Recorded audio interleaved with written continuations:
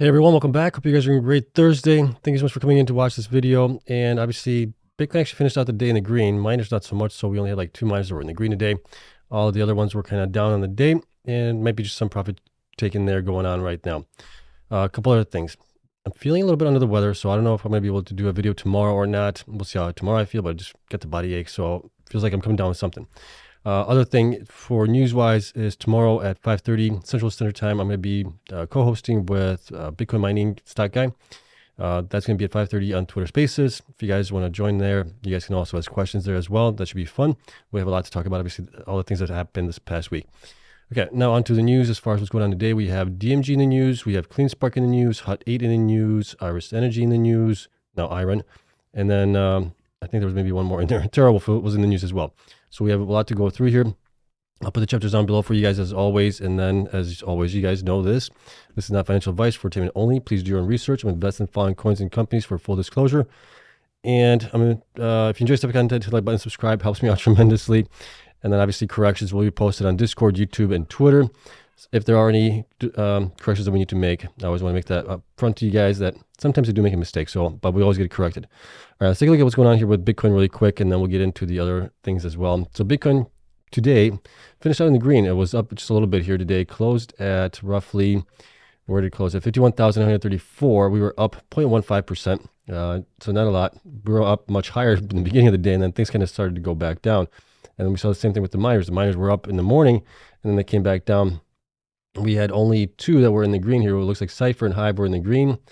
Cypher was up 4.4%, Hive was up 2.7%, and then Iris Energy obviously reported their second half numbers for, this would be H1 of 2024, I believe, numbers, but they were down today at 6.75%. We'll take a look at them, see what's going on with all that. And then Moss in here was down quite a bit, down 23%. And it seems like people are starting to position out of Mawson. I mean, it's had a huge run up here. It was up from the bottom here all the way up to the top, like 800%, right? So I think the stock was being manipulated at that point, and people are just now starting to get out of it and get into some of the possibly better run miners that are more likely to succeed after the halving event. That's kind of what I'm seeing here on this one. We'll see if it continues to drop down. It obviously dropped below the 200-day moving average, and then it's now, well, it's below the 50, 200. Now it's got the 100 to battle with, and we'll see if it battles with that. It might bounce off of the $1.19 range right here where we saw some substantial support here, it looks like, right around that range. Okay, so that's it for those. Let's get into the news stories that we do have here. We'll try to get through these as fast as possible. So DMG Blockchain Solution announces relationship with Syngum Bank to provide credit facility. And here's what we have on this. So DMG announced that it has established a relationship with Syngum Bank, a Swiss bank specialized in servicing crypto native companies, as a strategic banking partner, providing them with $9 million in credit facility to increase its operational capacity ahead of the upcoming Bitcoin halving expected in April 2024. So you can see now that some companies are starting to kind of shore up their balance sheet a little bit before the halving because it might be a little rough for them. The primary use of the proceeds is for the purchase of the 4,550 T21 180 terahash Bitcoin miners from Bitmain. That was 12.1 million roughly, $14 per terahash, which was previously announced in December. So we have that already in the system for them. And then with the first financing tranche of 5.6 million already distributed, DMG has been able to fulfill part of its payment obligations to Bitmain without the need to liquidate its Bitcoin holdings. So in a way, that's kind of good here, but it gets a little tricky down here. So the loan is interest bearing at an annual rate of 7.8%. That's actually pretty good. For an indefinite term, Syngum has the right to terminate the agreement at any time, at which time the loan would be due immediately. Okay, so that's not really that good. Hopefully they don't do that anytime soon, but obviously that could definitely hurt. The loan is secured against the company's digital currency assets of 237.8 BTC, which are pledged and deposited with Syngum. So that's not good there either, right? We saw some companies get in trouble last time we got into the bear market. Obviously, right now we're getting into more of a bull market, so hopefully that doesn't become an issue, but something that I have to definitely take into consideration. And then because the collateral is subject to fluctuations in value, the company may be required to provide additional collateral in order to restore security margin on the loan here. So that's obviously not good either, right? DMG may repay the amount of debt outstanding at any time, so that's kind of good there. And let me see if there's anything else. That is it. So some good, some bad in here. So hopefully this all works out for them. Okay. Next here is Cleanspark. So Cleanspark exceeds 14 exahash as Sanderville expansion comes online. This is great news now. They were obviously targeting 16 exahash. They're 2 exahash below that right now. But today they announced it has finished energization the first 100 megawatt of its expansion in Sandersville, Georgia, increasing its fleet-wide operating hash rate to over 14 exahash per second. So that's great news there. And then Bradford, their CEO, continued, I am pleased to report that our teams have already been deployed to Mississippi to begin transitioning these sites into our Cleanspark portfolio. We look forward to sharing additional details about our most recent acquisitions in the coming weeks. So that's good there that they are going after those things and getting them set for their own needs. So that'll be interesting to see. That will help them get to the 20 exahash they need to get to by the end of the first half. Okay, so good news there, obviously. And it'll obviously help them with the amount of Bitcoin that they mine this month in February, which should be like almost, I'm guessing, like a 30% increase from where they were in January based on when the miners are coming in and things like that. Okay, so that'll be good there. Next, Hut 8 here. So Hut 8 completes transaction to acquire 4 power generation facilities totaling 310 megawatts in partnership with Macquarie. And here's what we have on that. So it has completed its previously announced staking horse bid transaction to acquire the 4 natural gas power plants in Ontario, Canada, in partnership with Macquarie Equipment Financing Ltd., a subsidiary of Macquarie Group Limited, a global financing services group. We have developed a deep partnership with Macquarie throughout this process and are actively working with them on a plan to generate a return on our ownership interest in these assets in the near term, said the new CEO, Asher Ganut. So it'll be interesting to see what they do there. Right now, only one of the facilities has capabilities to host miners. I'm sure they're going to get some miners installed there, possibly the older generation miners that they do have out there. But other than that, the other 3 plants are basically like peaker plants, I believe. That's what they're used for normally. And peaker plants are, there's a huge demand for electricity. They spin up relatively quickly, so you can add electricity to the grid if needed. He continued on saying, we are evaluating a range of strategic options for these assets and look forward to sharing updates as they materialize. Okay. My main thing would be probably get newer miners and put them in there as fast as you can. Put in containers, with machines in them as fast as you can. That would be my thing, but we'll see what they do. The joint venture entity formed by Hut 8 and Macquarie, Far North Power Corp, is now the owner of 310 megawatts of power infrastructure, including a 110 megawatt facility in Kingston, a 120 megawatt facility in Iroquois Falls, a 40 megawatt facility in Kapuasini, and then 40 megawatt facility in Bitcoin mine in North Bay, right? This is where Hut 8 had their original miners that were taken offline. When was this? Back in like December of 2022, I think. Going way back here on that one. Okay. In addition, Macquarie now holds a minority equity interest of approximately 20% in Far North, and Hut 8 indirectly is the majority owner and holds an approximately 80% interest in that one. So that's good there. They get to provide all the financial data on that on their books for those 2 things. So we'll see how they progress going there. Big thing, like I've said before, is they have older machines. I think they need to upgrade those things as fast as possible. We'll see if they do this. The last couple of comments that we've heard from the CEO didn't seem like that's the direction they're going. So we will have to wait and see. Okay. So that's it for Hut 8. Next is Terawulf. Terawulf announces 22 million debt repayment and increase in self-mining capacity. And this is fantastic news.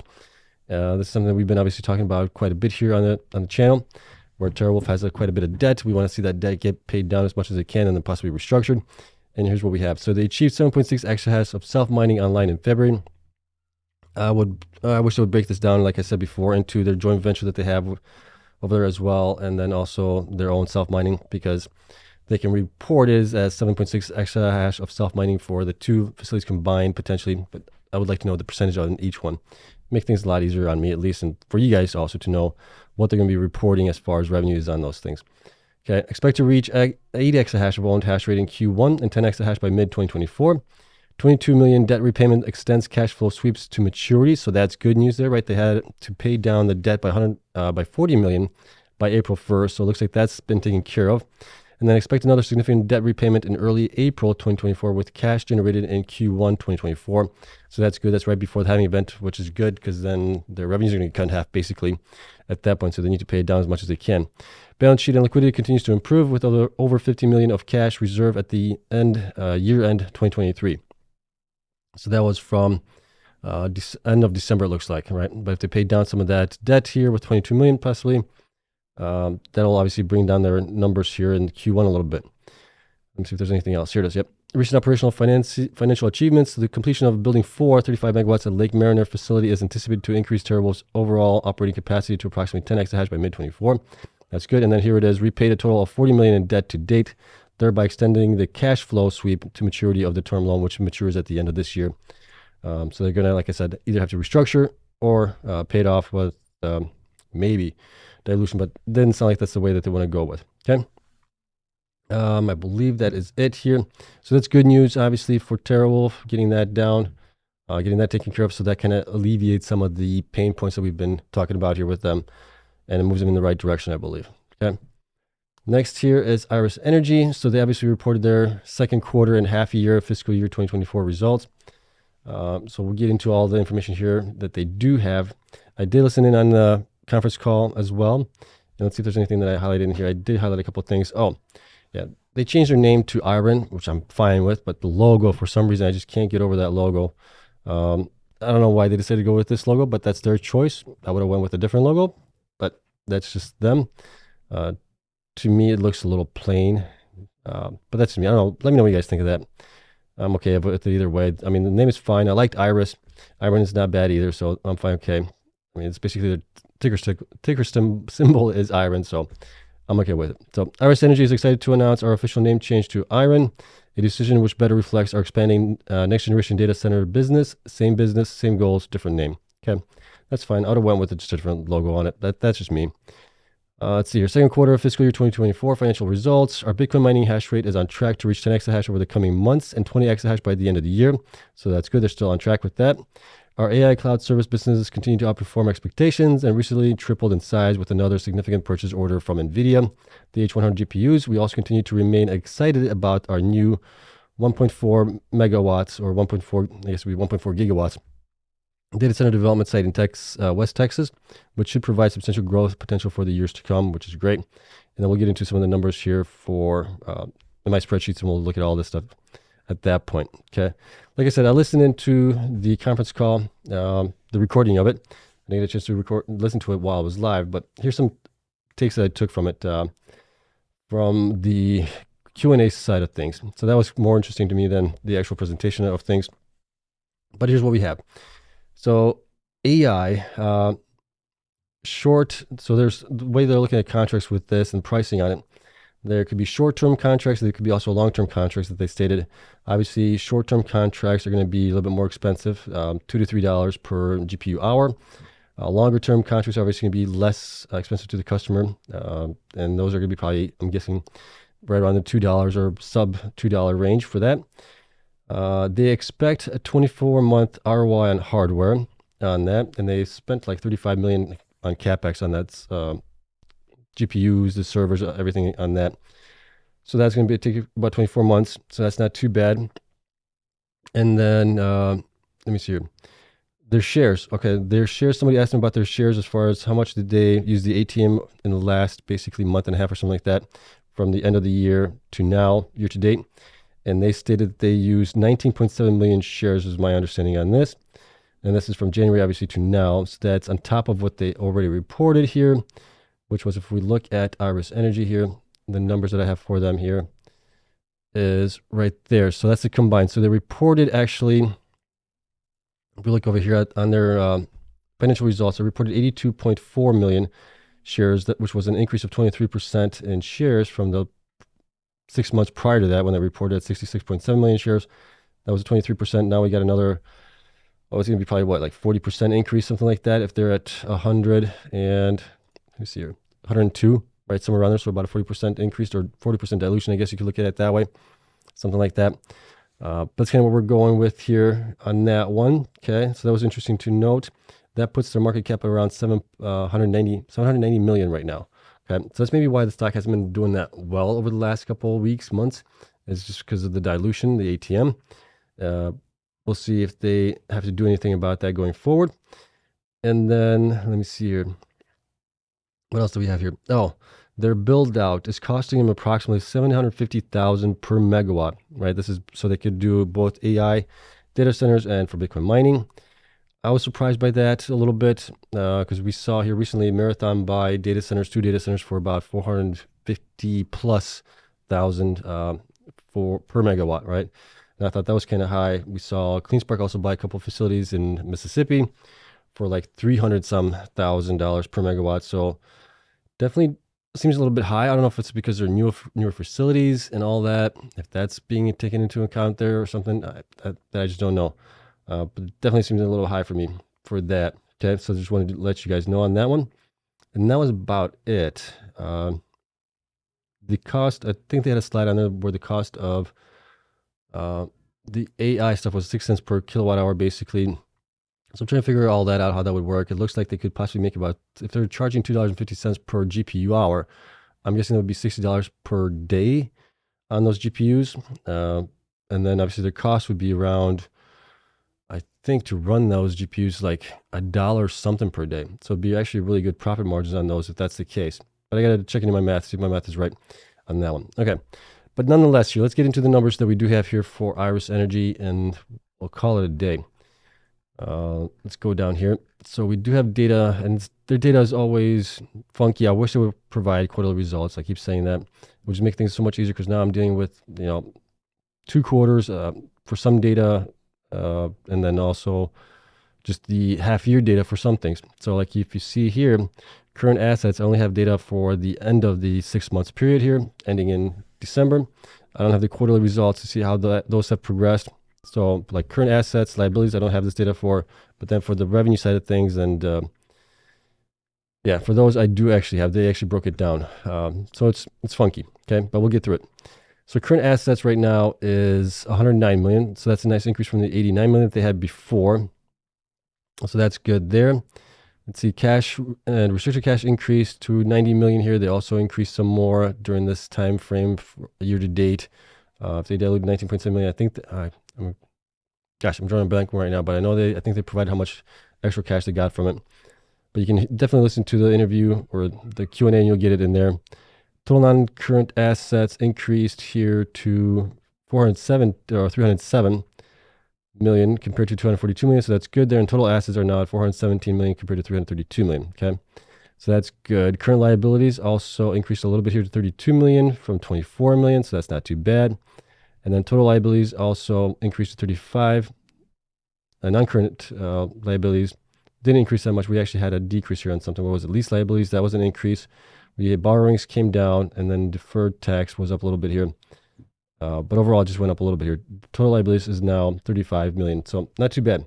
About 9 million increase from where it was 6 months ago, 7 months ago now, I guess. And then total stockholder equity, we're now at 381 million compared to 305 million. So that's good there. And then when we look at revenues here, this is where we actually get the quarterly results on here as well. So that kind of shows us how they did.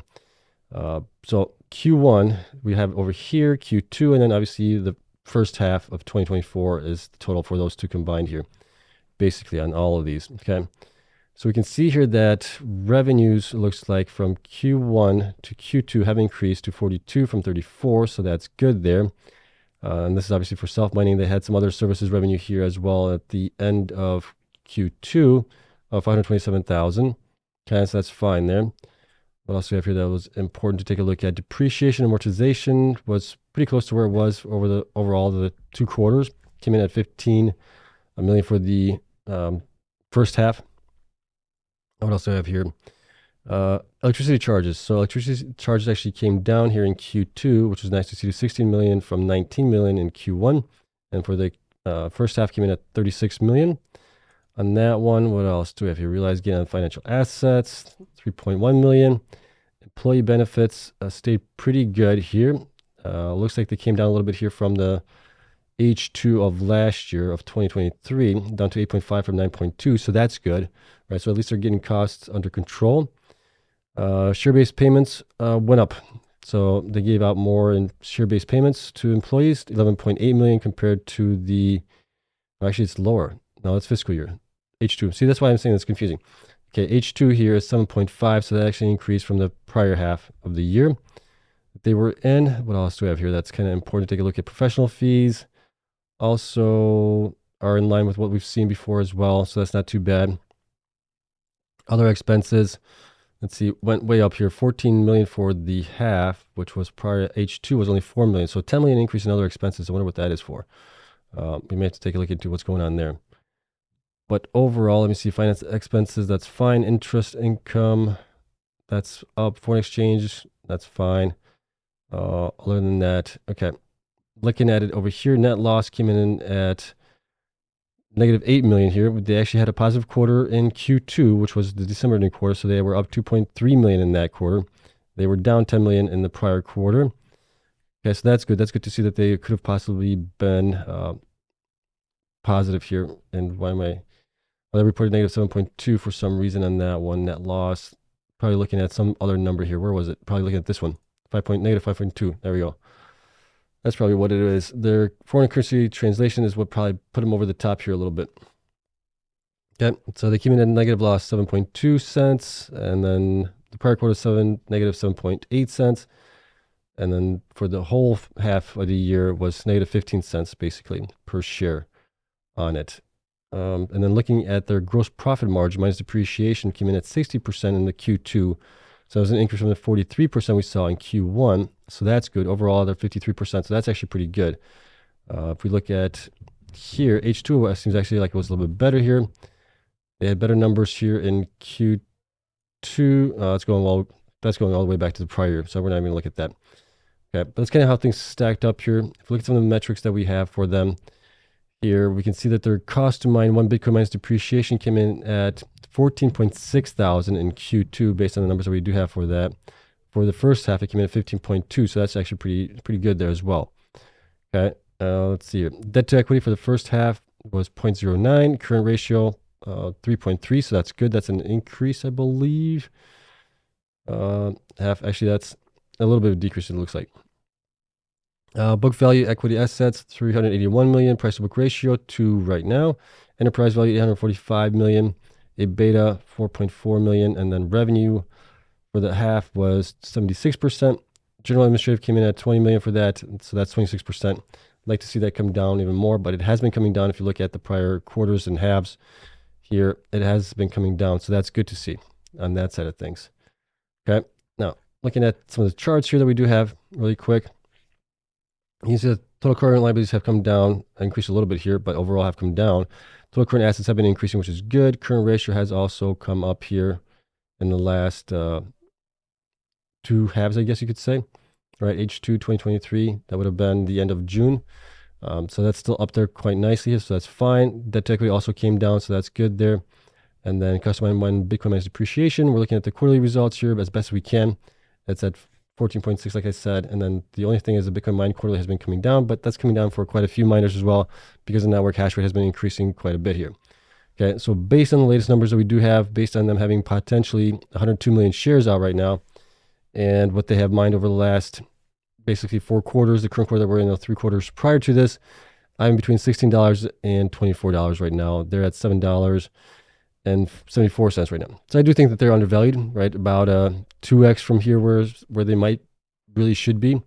2x to like 3x right now. So that's definitely better than, excuse me, where we saw before, where we're using the 67 million shares outstanding. That should have been much higher at that point, but this is obviously the dilution, and that's a result of the dilution, as you can see it here, right? So if you see a video from like yesterday or another one from a couple of days ago where I talked about IRES production updates for January, you probably will have seen a much larger price. If you're seeing the lower price now, that's why, dilution. That's what happens to it. But it's still really good. They're still undervalued based on potentially a 2x or a 3x from where they are right now. So that's still good there, okay? Other than that, excuse me, they have been really good operating, right? They still haven't provided anything on HODL. It doesn't look like they're going to HODL anything. Going into it, they're going to continue to build out. They have a good growth plan going forward to get to 20x this year. And then obviously building out their AI stuff and high performance computing things. And a roadmap with 1.4 gigawatts of power definitely is going to help them in the long run to be able to build that facility out for several more years to come. Okay? Let me know what you guys think of them, obviously. I still think that they're undervalued from where they are right now. And we've seen, obviously, really good performance from them. We've also seen pretty good dilution here right now recently. But at least they're growing, so I'm okay with that. You know, it's one thing if they're not growing and they're diluting just to stay in operations, but they're growing, they're investing in the company, which again should be good for the investors going forward on that one. Okay, so that is it for it all. Spreadsheet is going to be available to my Patreon members as always. The link is down in the description below as always for that. I think we now only have like the $8 tier left available to you guys, and you get access to all these spreadsheets and all this data that I do have. I mean, there's probably hundreds of thousands of data points in here for all these guys combined. So you do get a lot, and you do get a lot of historical data as well on all of these things. And then you also get the access to the Discord private server that we have, where everybody can chat about their ideas, their options, their strategies, and talk about the different miners and different other things in there as well. So that's a lot of fun in there. Okay, so that's my sales spew there. We'll leave it at that. Hopefully, don't get sick. I don't want to get sick. I hate being sick. I just feel unproductive when I get sick, and it's just a drain. So I'm hoping I'm going to take some NyQuil tonight, get some rest, and then obviously we'll see how tomorrow goes. But again, tomorrow at 5:30 on Twitter with the Bitcoin stock mining guy. I think I have that right. I'm co-hosting with him, Guy. I'll just say Guy. With him, 5:30, we'll talk about all the stuff that happened this past week. We'll see what the miners do tomorrow. It looks like they might kind of bounce again. Maybe not. We'll see. But that's happening. And then if I'm feeling up to it, I'll do a video tomorrow. If not, I may do a video on Saturday, depending if I'm feeling up to it. If not, maybe Sunday. So you guys have been warned that I might be out under the weather here for a little bit. Okay, but that is it. Thank you so much for coming in. I greatly appreciate you guys coming in. And why do I have comments in here? I did a Q&A instead of the other one, so I wanted to do this one. Boy, I am coming down with something, I think. Okay. Again, thank you. I'll see you guys in the next one.